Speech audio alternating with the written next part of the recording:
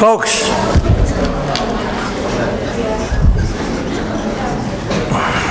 on your way out today, get quiz 3. As we did with quiz 2, it will be due tomorrow at the start of our gathering.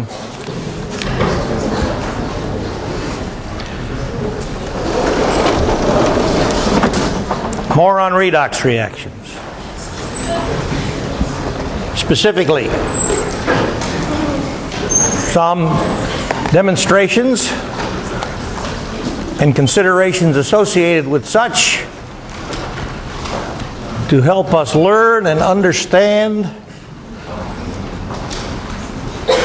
and recognize how to apply the rules for deriving half reactions. So if you've done your part and read this, and if you've already been in discussion class, which most of you have, you've recognized that these rules in many ways depend on Bronsted-Lowry acid-base chemistry, and also involve formation of semi-soluble salts as well as complex ions. Stuff we've been through, because before we can deal with this successfully, we had to get the foundations laid. So we've done the foundations. Let's proceed. So in addition to deriving some half reactions, we'll see how to develop a redox table, at least qualitatively, because we're not going to make any electrochemical potential measurements. But in terms of relative strength, we will develop a redox table which is in parallel to what you see in Table 2 in Chapter 22. We'll develop a very short table. Only 6 half reactions will be contained within. And after we develop these 6 half reaction equations, we'll ask questions about the information contained in the table. To do this, we have to consider doing a bunch of experiments. To save time, I will simply hope that you remember what you saw in 2045 laboratory regarding the famous actor taking you through the sodium with water reaction. A violent reaction. A reaction in which the sodium floats, skitters about the surface of the water. As a gas is liberated, the sodium skitters about the surface of the water because it's less dense than water, and also assumes a spherical shape because the reaction is quite exothermic. And sodium metal doesn't have a particularly high melting point. So the heat of reaction causes the sodium metal to liquefy. That's why you get the spherical lump or spherical drop. The gas is flammable.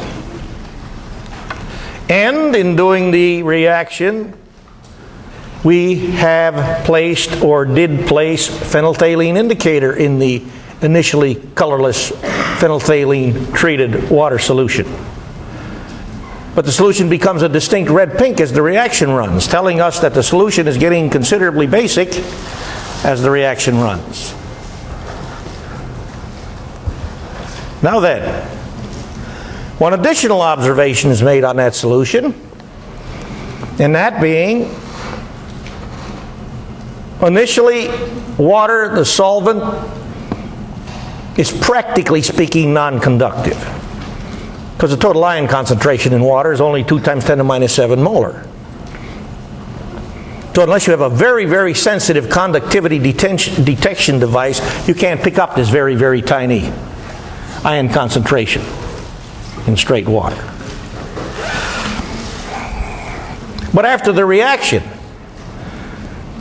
with a crude device, such as a light bulb fixed in a socket, and a power supply connected to this gadget, showing that if we bridge the leads to the light bulb, because here's the gadget we used, doesn't that look like a light bulb? Absolutely. If you want this wonderful picture autographed, see me after class. Price is low, not a big deal, okay? the leads. This being connected to a power source, if we bridge the leads with a sample of metal, like the business end of a screwdriver, the light bulb glows brightly because now the circuit has been connected. No more break in the circuit.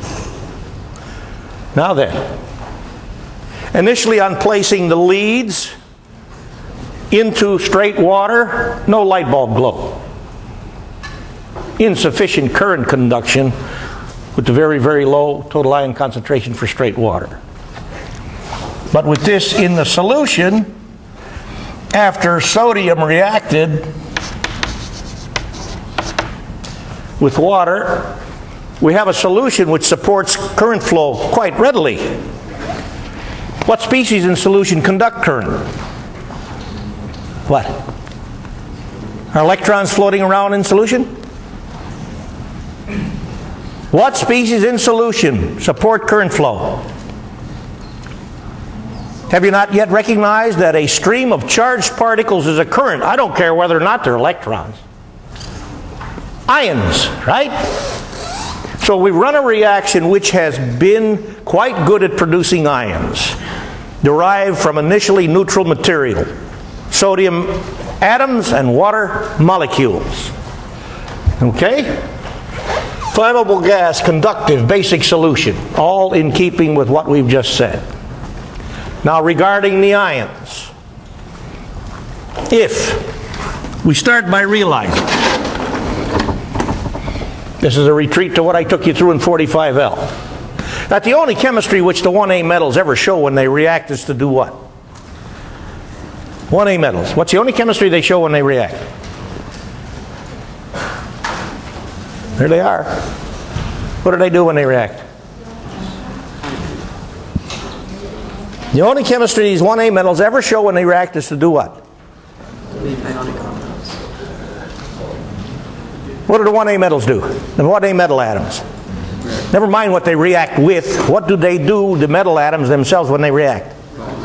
They lose 1 electron per atom. Because in so doing, they achieve nearest neighbor noble gas electron configuration, don't they? And what do we know about noble gas electron configuration? It is extremely stable. Yeah. And that's a simple gadget which you used in 45 and any time through chemistry to recognize to what extent the reaction of an element is expected to progress.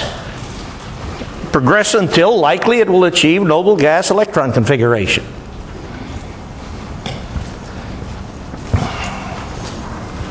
Now, there's sodium. First atomic member of period 3.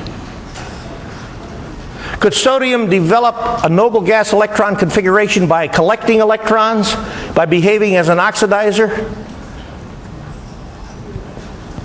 If a sodium atom was to achieve a noble gas configuration by collecting electrons, behaving as an oxidizer, how many electrons would this sodium atom have to collect? 7 of them. Well, what do you think is cheaper? Collecting 7 or giving away 1? Giving away 1. I mean, you could have built up a charge of -7 on an atom. Negative charge density of that thing would be horrendous. No such species has ever been observed. So, as I said, we know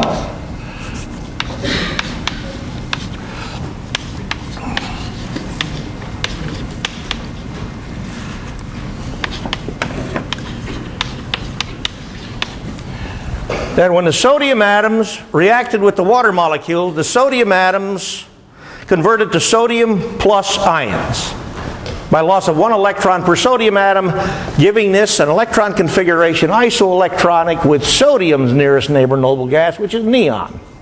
I like how that rolls along. Now then, what does this mean? We started with neutral materials. And every reaction equation has got to show what 2 characteristics to be an equation. Every reaction equation. Got to show material balance. What else? Charge balance. So something has to collect these electrons. Well, the only other something in the system is water.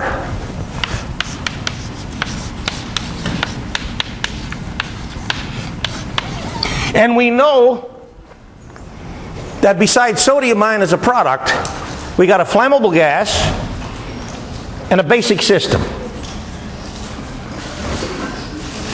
What species is obviously derivable from the water molecule to give us a basic system?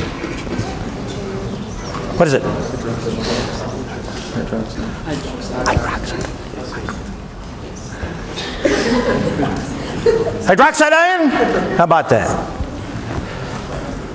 Now then, what gases are obviously derivable from water? Oxygen and or hydrogen, right? Because those are the component elements of the stuff. Can I give electrons to water and make oxygen? Is it possible to give electrons to water and make oxygen? Is that possible? Yes or no? On giving electrons to water, is it possible to convert water to oxygen? Yes or no? We've already done this. Yes or no? Yes. Is oxygen a flammable gas? Is oxygen a flammable gas? It is like hell. Oxygen is a combustion supporter, but oxygen itself is not combustible. How about that?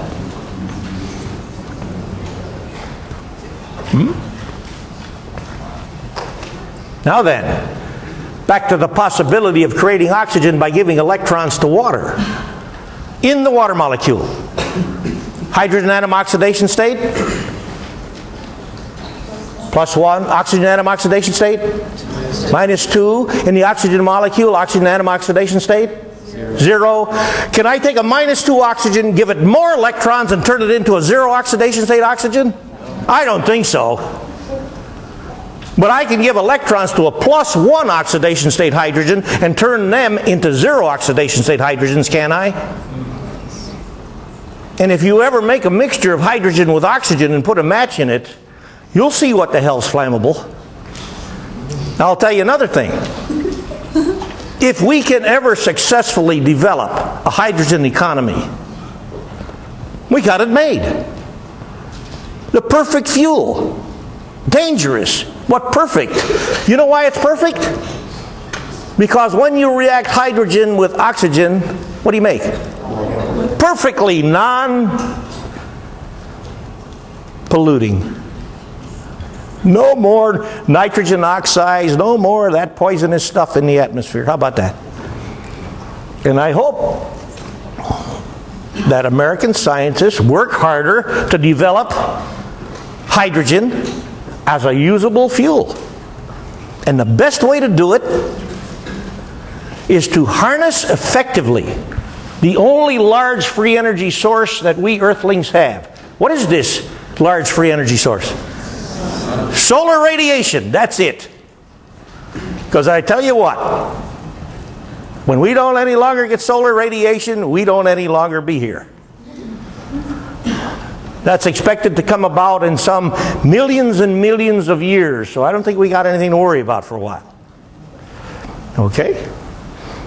Hey, if we can harness solar radiation to electrolyze water and turn it into hydrogen and oxygen and collect the hydrogen and use that as fuel, well, that's wonderful. And I'd like to see a heck of a lot more research going on in that area of the world instead of building new Pontiacs every damn year, which run on gasoline.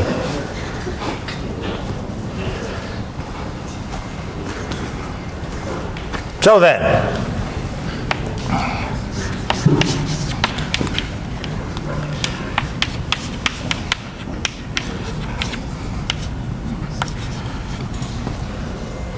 those are the products derived by the electron consumption of water. And you'll see this half reaction in the half reaction table. You know, table 2. But this is not an equation yet, is it? We don't have charge balance, we don't have material balance. How can I quickly and rapidly establish material balance? Well, let's put it this way. In water solution, How many plus one hydrogens can I convert to hydrogen atoms from a single water molecule? In water solution, how many plus one hydrogen atoms can I convert to zero oxidation state hydrogen atoms from a single water molecule? Because if you say 2, beside making hydrogen atoms, what else would you have made? Oxide ion. You going to make oxide ion in water solution? Not today. Acid base chemistry already. So that tells us I got to smack how many water molecules to give me my 2 hydrogen atoms to make my hydrogen molecule? 2 of them. All right? Now I've got an abundance of hydrogen atoms, so to speak, on the left side. 4. So if I do this, since I also increased the number of oxygens from 1 to 2 and I put the 2 multiplier there, I've got a material balance statement. And if I put a 2 here, I now have a charge balance statement. Now note that this charge balance coefficient, the multiplier on electricity, if you have the right multiplier on electricity for a half reaction, the number of electrons is always equal to the total change in oxidation state or oxidation number shown by the reaction. Always. 2 moles of electrons added to 2 moles of water, because for each mole of water I took 1 mole of plus 1 oxidation state hydrogens. Right? So I need 2 moles of electrons total.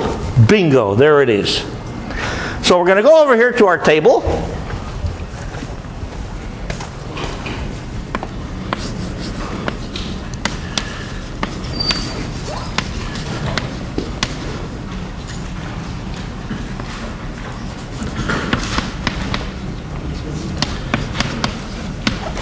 And put this in as our top reaction, because we're listing these half reactions as we develop them in the same order as you see in table 2, pardon me.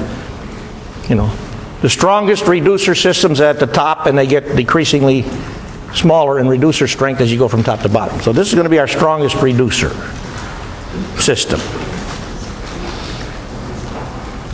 Do you think that I can take this half reaction and put it on our table as it is written? Now I got to take this half reaction and turn it around to put it in the table, because I want all the half reactions written as reducing half reactions, electron producing half reactions, electron liberating half reactions. So back to the table.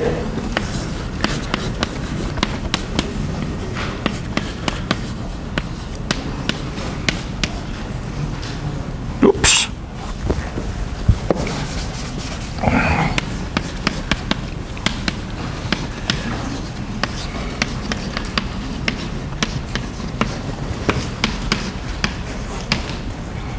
Now, on what basis can we say for sure that the electrochemical potential of this half reaction is greater than the electrochemical potential of this half reaction?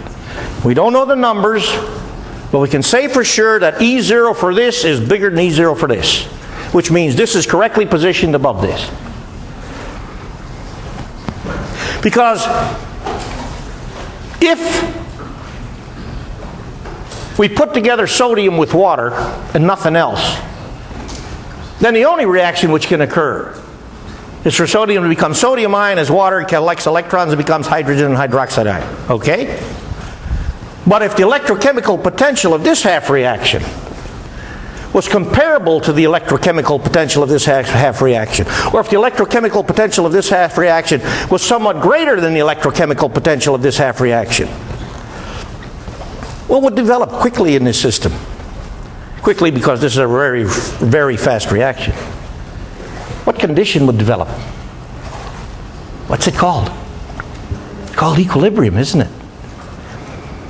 Which means eventually, as we built up the sodium ion molarity and hydroxide ion molarity and kept the system closed to keep the hydrogen over the system, we'd wind up with a system where there was some sodium floating about on water with no reaction taking place. You ain't going to find that happening.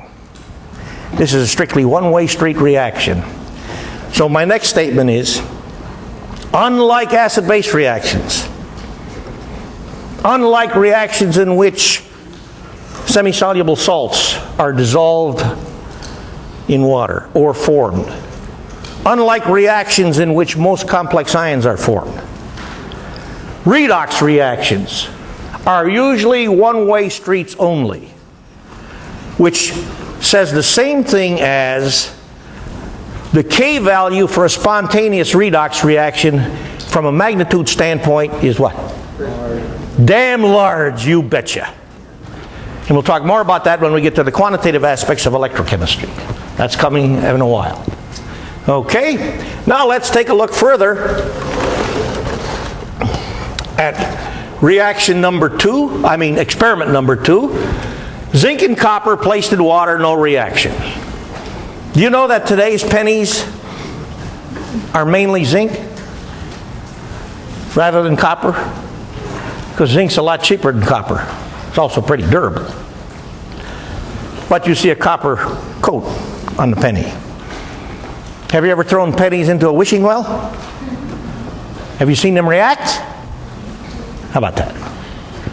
So right away, we know sodium clobbers water, boom, violently. But zinc and copper do nothing with water. So the oxidation of zinc to hydrated zinc ion, or the oxidation of copper to hydrated copper ion, has got to be a half reaction. Those are each half reactions which have much lower potentials than the half reaction of sodium converting to sodium ion aqueous. The sodium smashes water, and those other two elements don't do anything with water practically.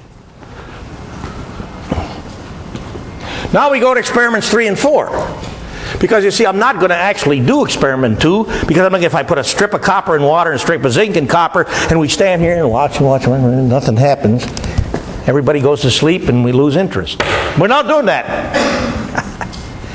So I go to number 3. And while I set up number 3, here's 1 molar sulfuric. We'll put a small quantity of 1 molar sulfuric in this beaker. And that end looks a little cleaner, zinc strip. We'll, in brief, mention number 4, which is that in short order fashion, probably already happening, we will see that zinc is oxidized by 1 molar sulfuric acid solution, but copper is not. So that tells us the conversion of zinc to hydrated zinc ion is a more favorable reducing system than the conversion of copper to hydrated copper ion. And that was part of the demonstration we did yesterday, right? We found that zinc is a stronger reducer than copper. So immediately we can go to this.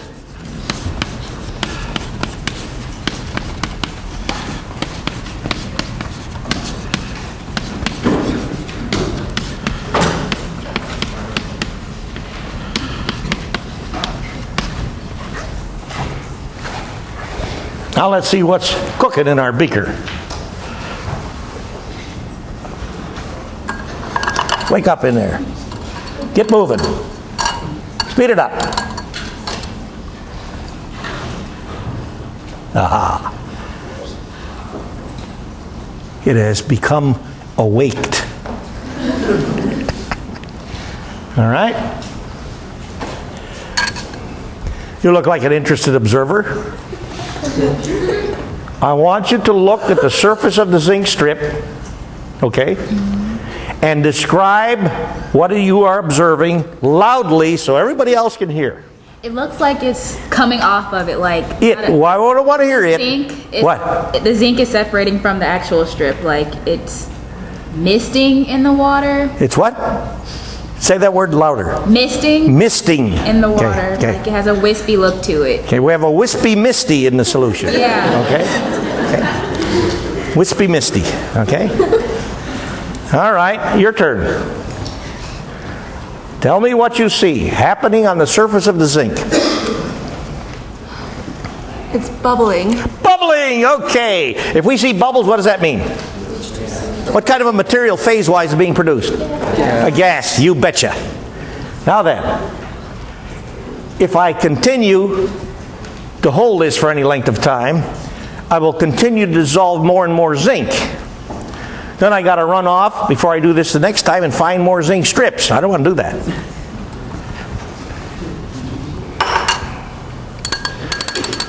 When it's necessary, I can become exceptionally penurious. You know what that means? Penny pinching. Stingy. How about that? I'm stingy with my zinc. For the sake of chemistry. Now then, we've already recognized or taken it as a given that when metals, remember this is part of the rules for developing half reactions, when metals are oxidized in water solution, like zinc has just been, the metal will always convert to its hydrated metal ion, which are almost always octahedral complexes. In other words, water molecule sub 6, pardon me, unless there's something in the system which behaves more strongly as a Lewis base toward the oxidized metal. If I oxidize zinc in the presence of ammonia in ammonia water solution, then I'm going to make the zinc ammonia complex ion. Okay? But in the sulfuric acid solution, what do I have? Because you know that if I'm going to deal with developing half reaction for number 3, what do I got to consider first? PSI! Don't ever forget that. So we got the zinc and in the sulfuric acid solution.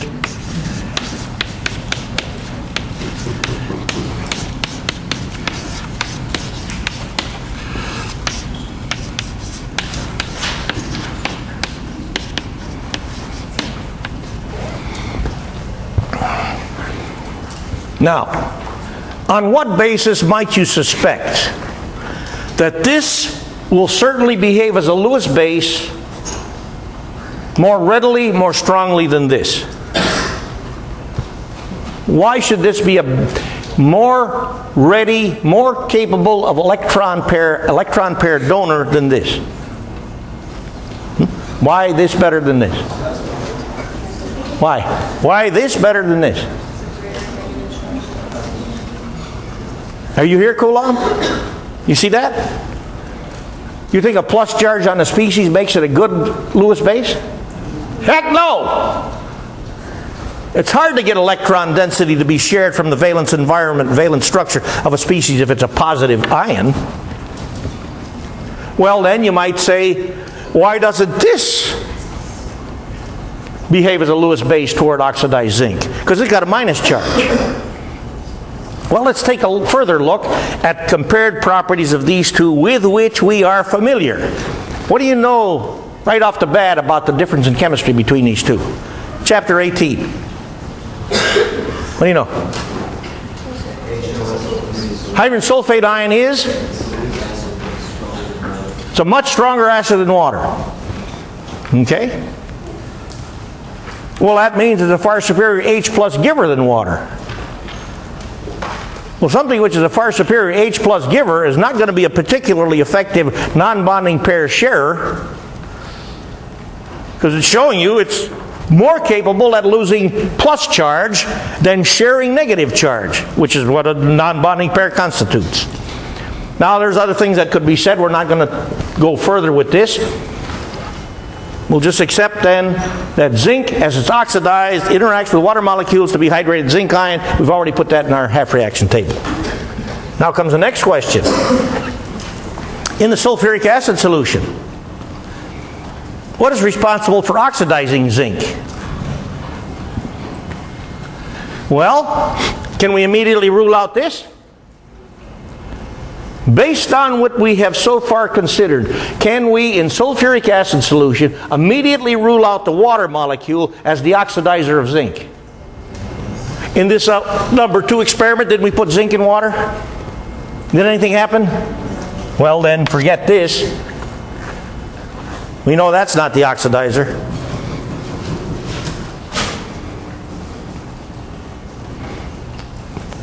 Now, also take note that with the 2 experiments involving zinc that we have so far considered, just 2, zinc in straight water, nothing, zinc in 1 molar sulfuric acid solution, zip. away it goes. Okay? And each of these, and this reaction, pardon me, the zinc in the 1 molar sulfuric acid solution is a hydrogen producer, isn't it?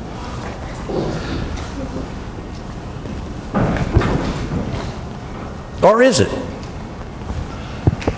Well, I didn't write that up there yet. We'll put that up here.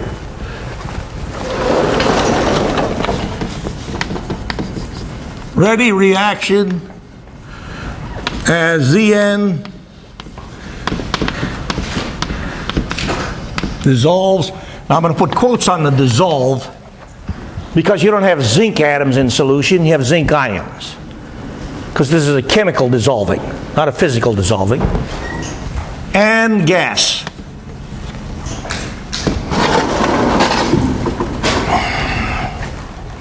So we've struck this as a possible oxidizer, and we're getting a gas, which is coming either from this or that. What do you think the gas is? Well, the simplest way to do it would be to collect the gas as it was being produced, as it bubbled out of the system, and analyze it. But we've recognized from the reaction with sodium, okay? When you give electrons to water, one of the products is hydrogen gas. So if I give electrons to hydronium ion, same elemental components, right? Can I make oxygen gas? Can I make oxygen gas by giving electrons to hydronium ion? No. Heck no!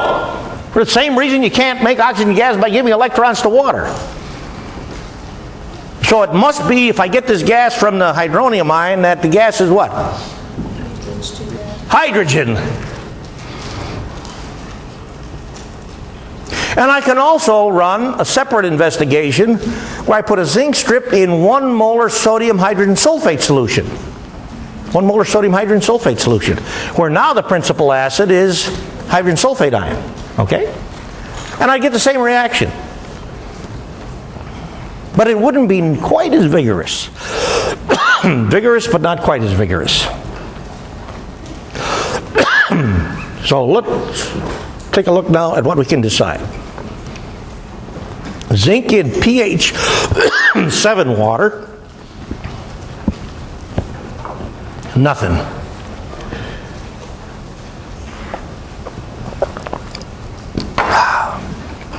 Zinc in 1 molar sulfuric acid. Ready liberation of hydrogen. And even though we haven't done the experiment, zinc in 1 molar sodium hydrogen sulfate solution, hydrogen liberation, vigorous reaction, but not as vigorous as this reaction. Because hydrogen sulfate ion compares how to hydronium ion as an H plus source. Which is better? So what we have shown is that the production of hydrogen by redox depends on pH. pH 7 water, nothing. What's the gee whiz pH of our sulfuric acid solution?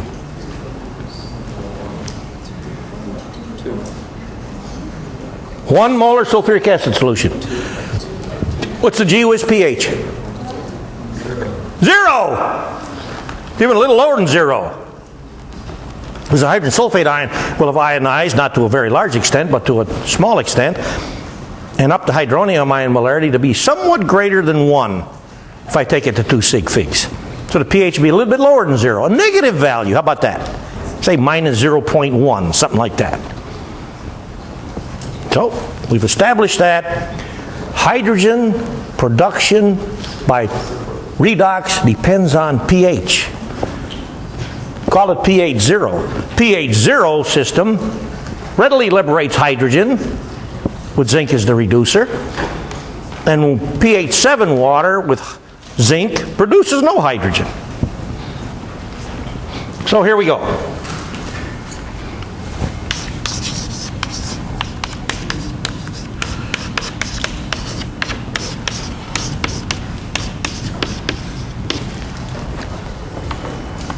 Now tell me, how many hydronium ions do I have to clobber with electrons in this system to make my hydrogen molecule? Or let me ask the question this way. Is it at least theoretically possible to make a hydrogen molecule from one hydronium ion? Absolutely. I got 3 hydrogen atoms in this thing, don't I? But if I strip 2 + 1 hydrogens from this stuff, because I'd have to kill 2 of them to have enough hydrogen atoms to make my hydrogen molecule. If I strip 2 + 1 hydrogens from this stuff, that's from an oxidation state standpoint, what would remain? Hydroxide ion. You going to make hydroxide ion in 1 molar sulfuric acid solution? I hope you say no. So I now recognize I must clobber 2 hydronium ions so as to be able to bombard 1 H+ hydrogen from each hydronium ion to give me enough hydrogen atoms to make my hydrogen molecule in this acidic solution. And when from a single hydronium ion I remove 1 + 1 oxidation state hydrogen, what remains? Water.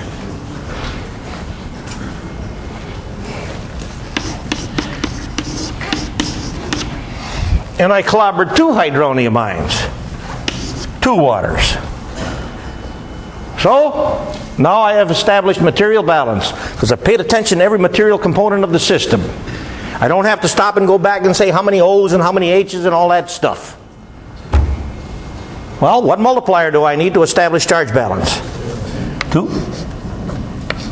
And does that again keep with total change in oxidation state? Yeah. I clobbered 2 + 1 oxidation state hydrogens. The minimum number of hydrogen plus 1s that I got to murder to make myself a hydrogen molecule.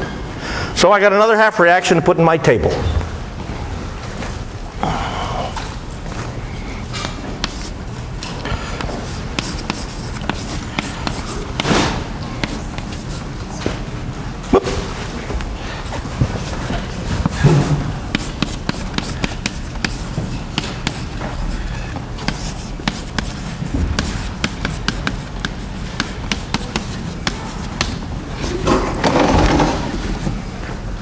And as we said, regarding the possibility of equilibrium developing sodium with the second reacting in water, as long as I keep zinc, or for the system containing zinc, as long as I keep the pH fairly low, because we're talking about zinc clobbering hydronium ion, not water molecules, this reaction will never go in the other direction. This tells me that the zinc water electrochemical potential for this half cell is bigger than the electrochemical potential for this half cell. Now let's go to our last stuff. Copper. Copper. 9 molar sulfuric. 1 molar sulfuric does nothing with copper, so I'm not going to bother with that. I've already indicated nothing for 9 molar sulfuric. Here's 9 molar sulfuric.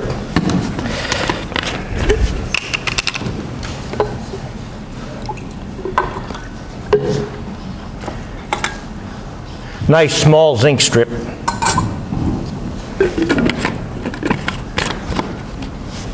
And in this vessel, let's do it this way. I'm going to put some 6 molar nitric. Took both of these solutions from our general chemistry laboratory.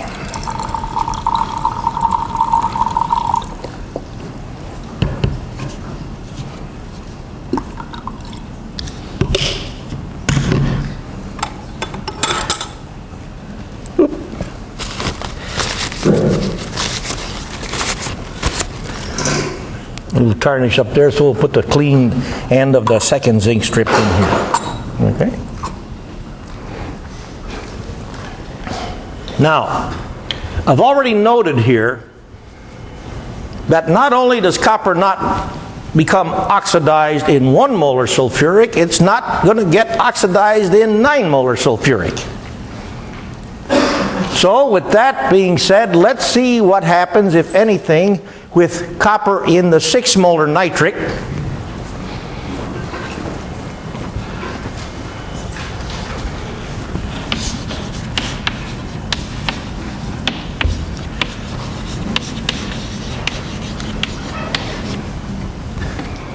And to analyze the chemistry of this system, what do we have to do? PSI, on your paper right now, PSI for this.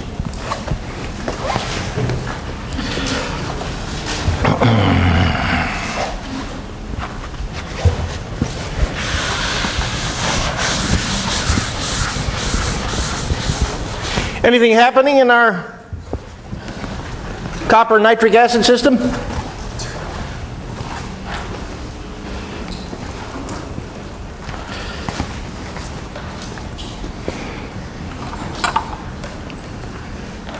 Are we beginning to see the development of some aqua blue color in there? Okay. All right. It's your turn. You. Oh, okay. You. I'm picking on you. Yeah, it looks. I want you to look at the copper strip that's in contact with the nitric acid solution and provide a description audible to the entire gathering indicating what you are observing. Okay, so there's like a lot of blue coming off of the copper strip itself, and it's What do you think the blue stuff is? Anybody? copper, Copper? This is copper. Hydrated copper ion. Have you done any chemistry yet in the laboratory with hydrated copper ion? Have you seen it to be a distinct aqua blue? Or actually, as the concentration increases, it becomes quite a nice blue, right? You look a lot like hydrated copper ion in solution. Your shirt does, pardon me, not you. Okay. Okay, gator blue, that's a lot like hydrated copper ion. Let's proceed. Your turn. What do you see happening on the surface of the zinc strip? Oh, it's so stuff. They can't hear you. I see gas. You see gas. Yes. Gases are colorless. But Unless, white. well, I mean, Like a cloud, pardon me, like a- most gases, do you see a colored gas being produced? No. On what basis do you say a gas is being produced? What do you see? I see bubbles. You see bubbles! All right. We see again tiny bubbles. Wonderful. So if you wish, we can go to the Don Ho song with the tiny bubbles and all that funny business. Now then, because this gas is not a pleasant gas, I'm going to stop this reaction and rinse my copper strip with deionized water.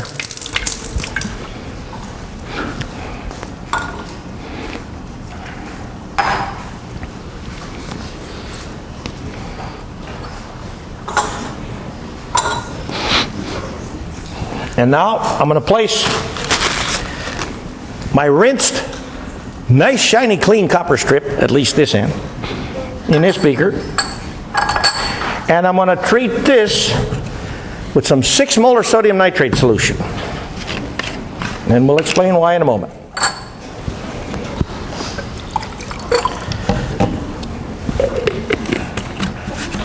Back to the analysis area.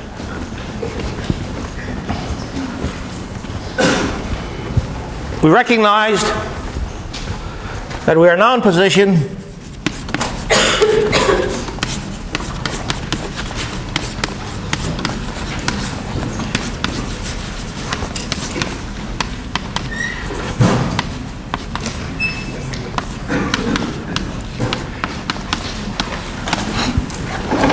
add this half reaction to our table. So we need to develop one more.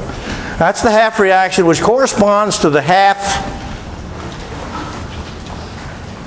which is responsible for oxidizing copper in the 6 molar nitric acid solution. Have you written the inventory?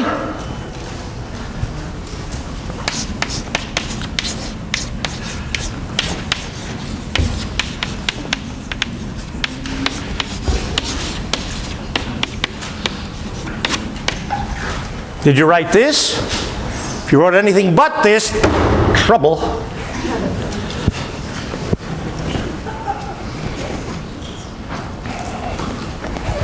Is this our oxidizer? Have your pennies dissolved when you threw them into the wishing well? Is this our oxidizer? We still got our copper strip sitting in 9 molar sulfuric acid solution. We see no blue-colored development indicative of the oxidation of copper, nor do we see any gas being produced. So we see no evidence whatsoever of any reaction, let alone a redox reaction. Is this the oxidizer? Can't be. Hey, if 9 molar hydronium ion, which is what we got in 9 molar sulfuric, is not capable of oxidizing copper, 6 molar hydronium ion, which is what we got here, that's not doing it either. So we must have a redox reaction involving nitrate ion. We've done our Sherlock Holmes considerations and decided that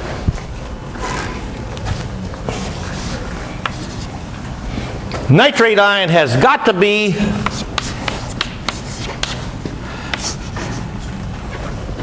the electron consumer. And we've observed gas.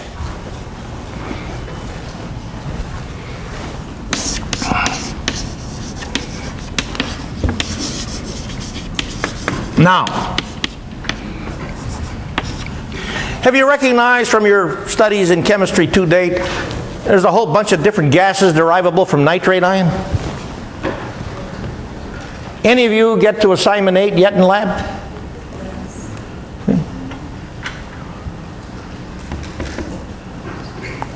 Assignment 8 in lab, you're trying to get these very stable sulfides of silver and copper back in the solution.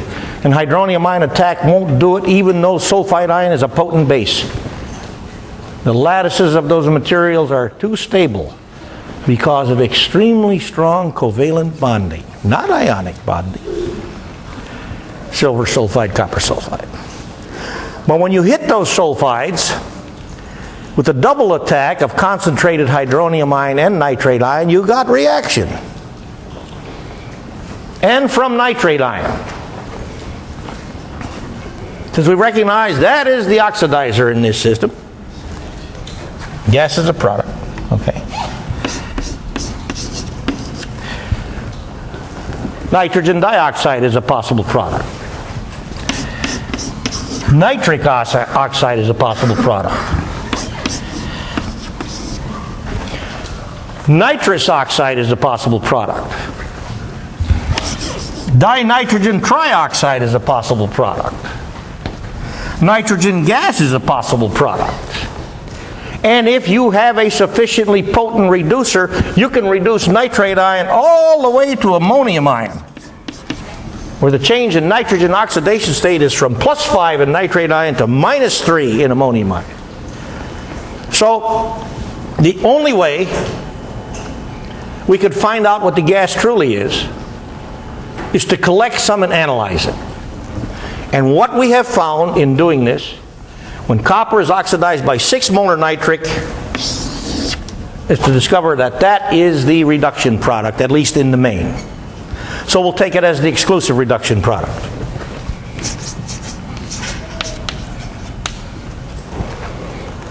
Now, when you get to assignment 8 in the laboratory, for those of you who have not yet gotten there, if you observe carefully, you will see that if a redox reaction produces NO, which is what you'll get when you oxidize those very stable sulfides with 6 molar nitric, you will get the same product ultimately that you get when you oxidize those sulfides with concentrated nitric, which is about 16 molar. You'll get NO2. You remember anything about NO2, which is an interesting physical feature? NO2? What's its color? What's its color? Didn't we have a flask out here the other day with contain NO2 inside the flask along with N2O4? And we remind you the N2O4 was colorless? Remember the NO2's brown stuff? If you allow nitric oxide, which was produced by this reaction, to rise out of the beaker and intermix with oxygen in the atmosphere, it can be oxidized to NO2. And NO2 is rather toxic. That's the main reason why I wanted to shut that reaction down after we took a look at it long enough to make a decision on what was going on. Now then, comes the fun part. How do we develop this half reaction? Because all we know so far is nitrate ion is the electron consumer, and this is the redox product. We retreat to the rules for deriving half reactions, which, remind you again, in the main depend upon Brown-Sidlauer acid-base chemistry. Okay? And when I look at this, that I'm trying to develop into an equation, a half reaction equation, I can see at a glance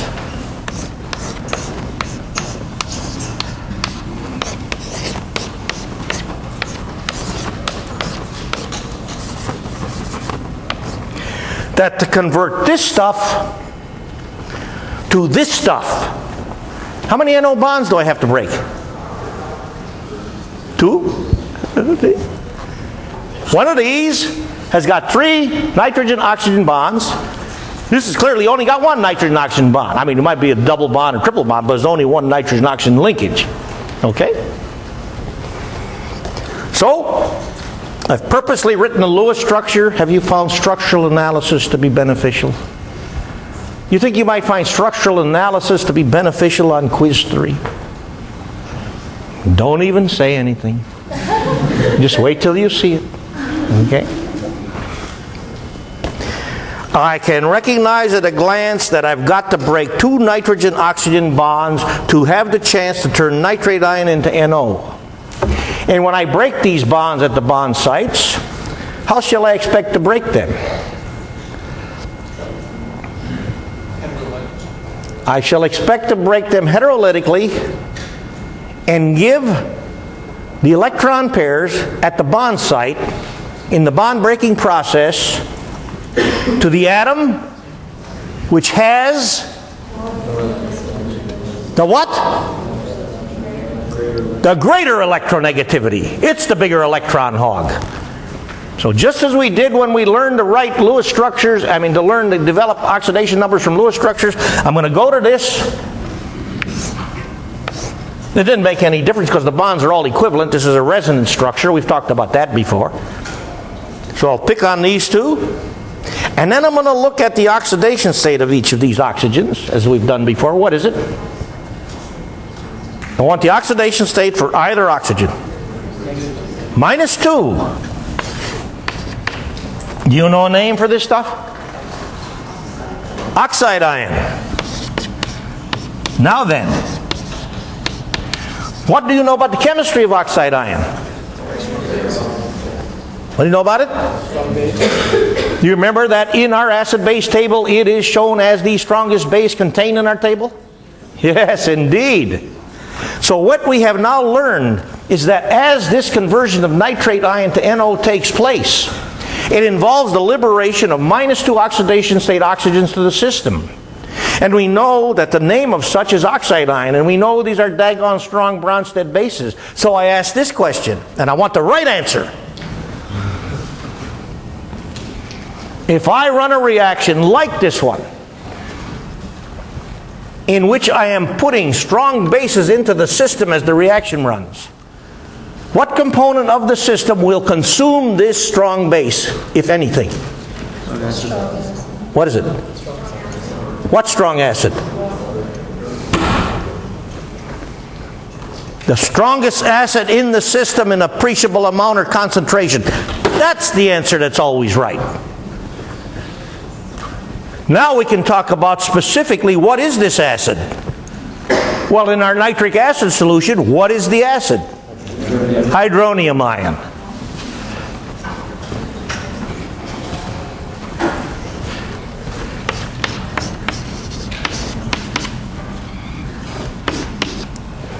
And when hydronium ions clobber oxide ions in acid solution, because this is an acid solution, what shall the oxide ions be converted to?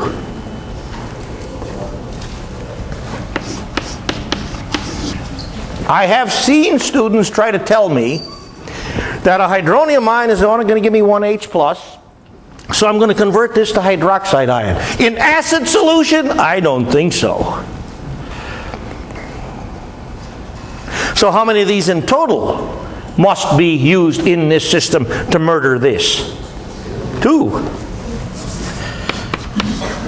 And so how many total waters am I making? 3, because I took away H plus from each of 2 of these, and I added both of these to make a third water. So I go back to this thing that I'm trying to turn into an equation. I've already recognized that per nitrate ion, how many of these oxide ions am I putting into the system? How many? 2? So how many hydronium ions total do I need? 4?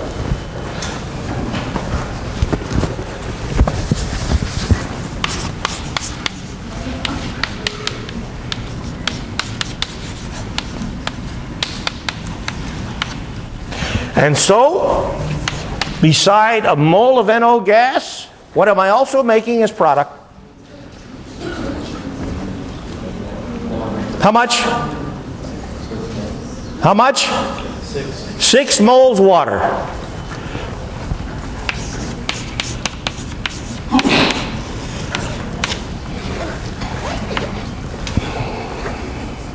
So now I've established material balance because I've paid attention to every material component of the system. I don't need to count H's and O's and anything. I need now only to establish charge balance. What is the correct multiplier? No charge there, so sum total of charge on this side of the fence has got to be 0, just like that side. I got 4 moles plus 1 mole minus, so this has got to be 3. Does that 3 multiplier keep with total change in oxidation state? The oxidation state for nitrogen and the nitrate ion is plus 5. And the oxidation state for nitrogen in this stuff is plus 2. So total change in oxidation state is plus 5 converting to plus 2. To do that, I got to add 3 negatives, and I just did that. So there we have it.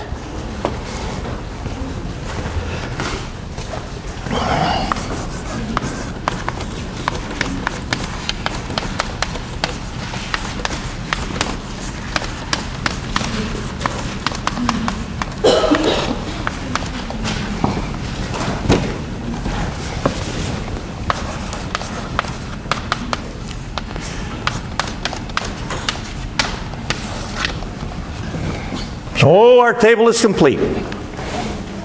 6 half reactions developed and put in systematic fashion in our table from order strongest reducing system to weakest reducing system at the bottom. Now,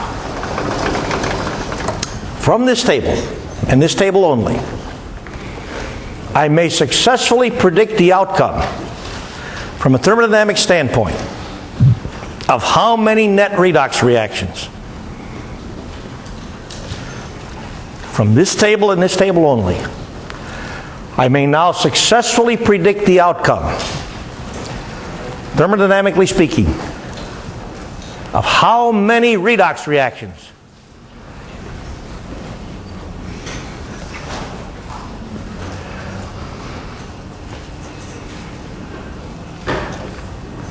I'm listening.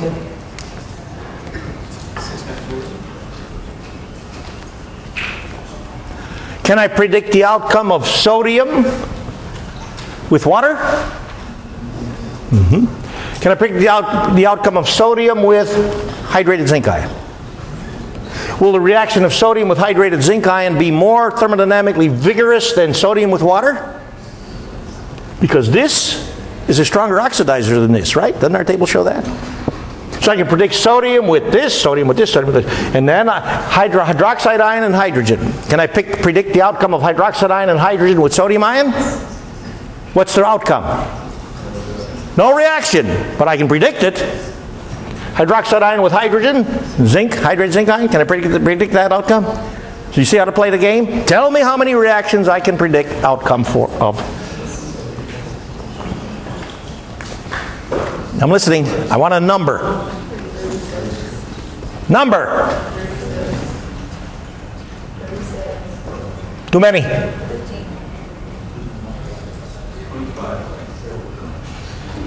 Too few. 30. Right? I can predict this with this, this with this, this with this, this with this, this with this. And then this with, okay? So you wind up with 6 times 5. That gives 30. Look at the acid, look at table 2 now, right now. How many have reactions in table 2? How many? 45? How many net redox reactions thermodynamically can you predict the outcome of successfully with table 2? What arithmetic will you do to answer the question? 45 times? 45 times? Yeah. 45 times 44. A lot bigger table, isn't it? All right. Now then, if I use these half reactions to set up a net redox reaction, which net redox reaction will be by far the most vigorous?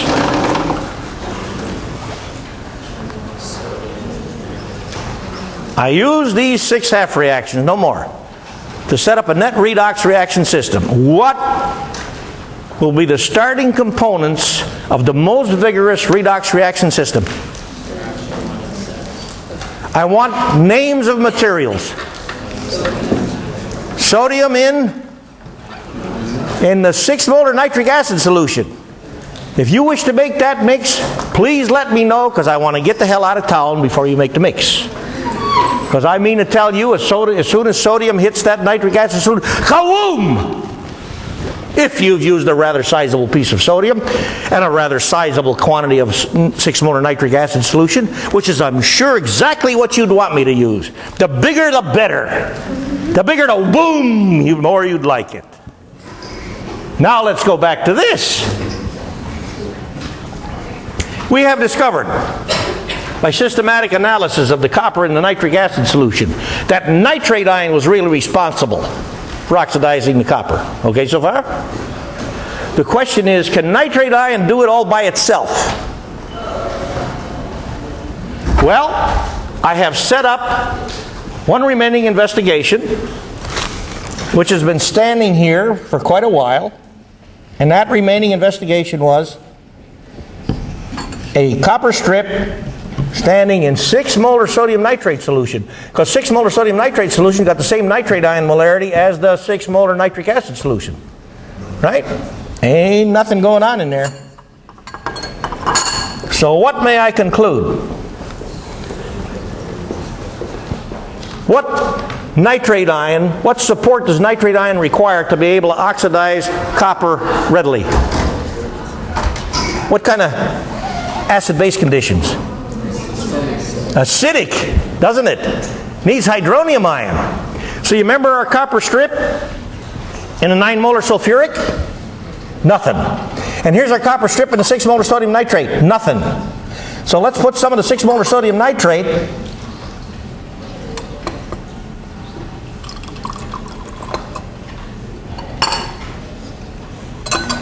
into the 9 molar sulfuric.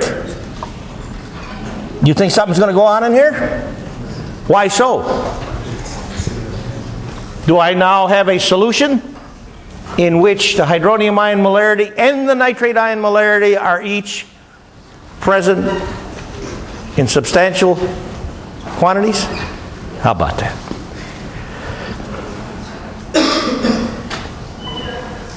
Anything going on in here? Bubbles? Color beginning to develop? And the same horrid NO gas, which is getting up here, becoming small quantities of NO2, getting into my snoot and causing me to be unhappy. So I'm going to shut that down. You betcha. So all we've really done is to show you how in the laboratory, with some really simple investigations, you can develop your own redox table. And where did you learn to lay foundation for this stuff? For those of you who remember. 45L, Assignment 5, Part 2. Part 1, pardon me. That's where. Okay. Now then, it has been brought to my attention that all the discussion gatherings, well, we can go over here. We got a clean slate over here. Today, have all proceeded into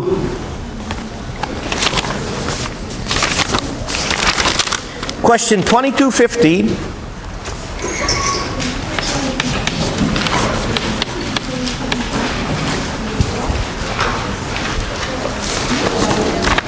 which follows the discussion of the rules for developing half reactions. Okay? And everybody got at least as far as through 6.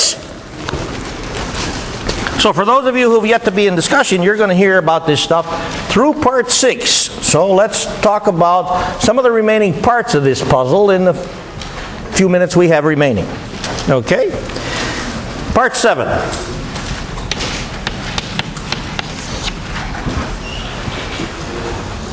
Statement. Part 7 of all the parts of this question is the simplest. The simplest. Part 7 says, consider mixing a solution that contains ferrous ion. What's ferrous ion?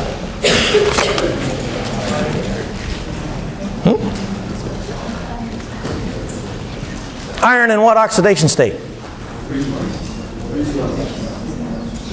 3 plus is ferric ion. I'm just curious. I'll put that in there because presumably you learned this nomenclature stuff in 2045, but I don't want to go there again.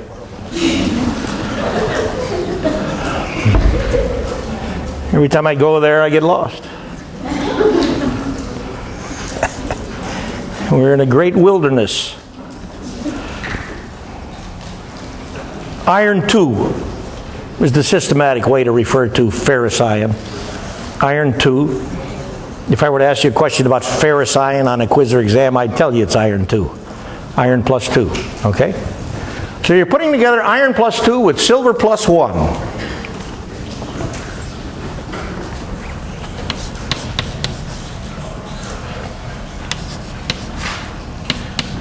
You think in this solution the iron plus 2 exists as such? How do you think it exists? Hydrate. You betcha.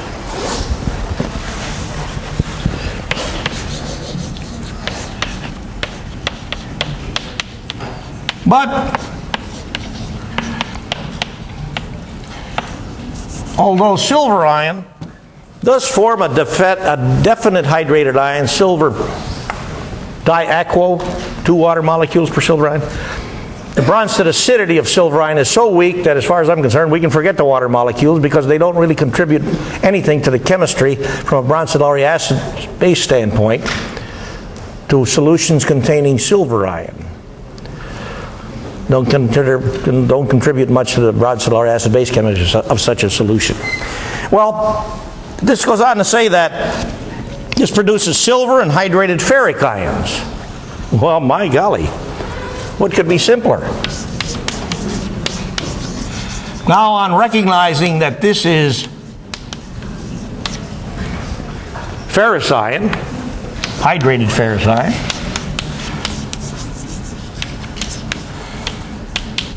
and on noting that iron only forms 2 common stable positive oxidation states, plus 2 and plus 3, that must be ferric ion.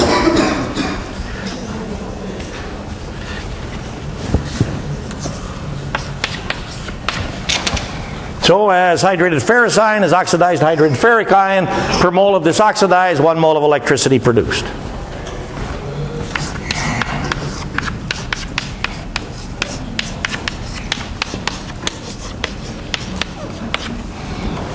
And we're also told it's a given that silver is produced. So it must be silver ion getting reduced, silver ion collecting this electron. So those are the half reactions. What could be simpler? You write them directly from the given information. The next part of the puzzle says, what's E0 for this net reaction? E0 net.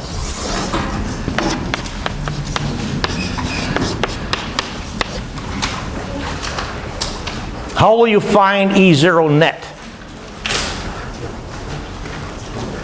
Hint, look at table 2, please.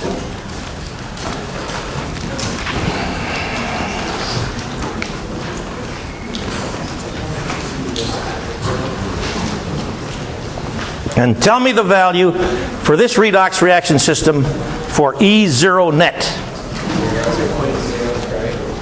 What do we get? 0.034?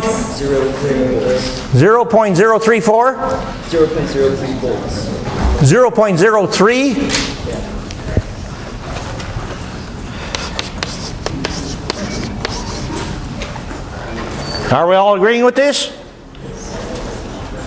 Because all you're doing is looking in the half reaction table for E0 for this half reaction and E0 for this half reaction, which is obtained by looking at the half reaction where silver is oxidized to silver ion AQ with a potential of minus 0.80 volts. You see that in the table? You turn it around so it becomes plus 0.80 volts, and you add it to E0 for this thing, which must be 0.77 volts if the sum is giving us this value. Okay? Now we'll pick it up from this point tomorrow. Wait a minute on this. Let me